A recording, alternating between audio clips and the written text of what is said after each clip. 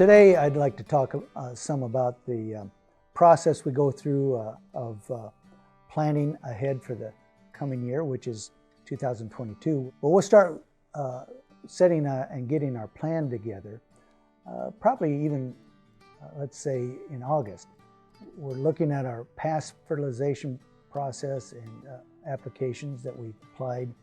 And so August is the time when we decide which farms we want to take soil tests after the harvest season. And of course, we need to take those soil probes before the ground freezes. So as soon as we harvest, we'll have a company that we hire, and they'll go out and take these soil probes, because these soil tests we believe are good for 4 to 5 years. So we won't test every farm that we have the same year. We'll take a portion of our farms, then we'll soil test those areas, and then the next year we'll soil test some other farms. And so after 4 or 5 years, we'll have all of our different farms soil test. Then once we get to that end of that 4 or 5 years, we'll go back to the original set of farms that we've taken those soil tests, and we'll take a test again. This gives us a great idea of our fertility if we were low in certain areas with phosphate or potash, which are a couple of our main nutrients that we need to grow a good corn and soybean crop. We are able to apply fertilizer in a variable rate as we're going through the field.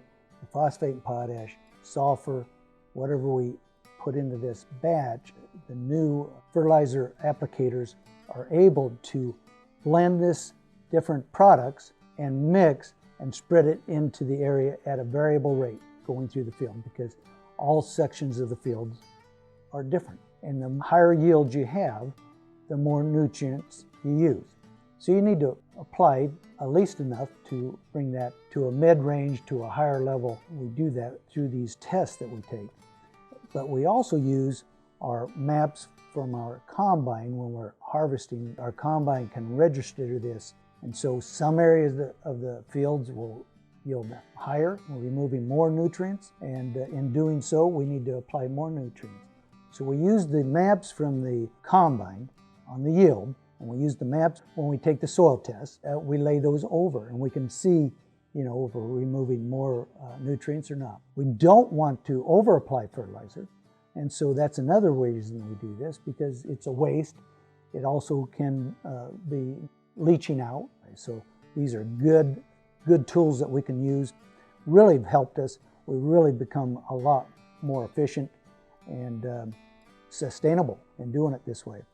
So our yields have raised because some areas that before we had these technologies that we're using now, sometimes we might think, hey, we can't get good yields on these fields, because you used to take soil tests maybe on an 80 acres, you might take 6, 8 samples out of that whole 80 acres. Well, now if we take it every 2 acres, 4 or 5 years, when we come back to soil test again, we're able to test those spots really, really close, within inches of where we've taken the soil test before.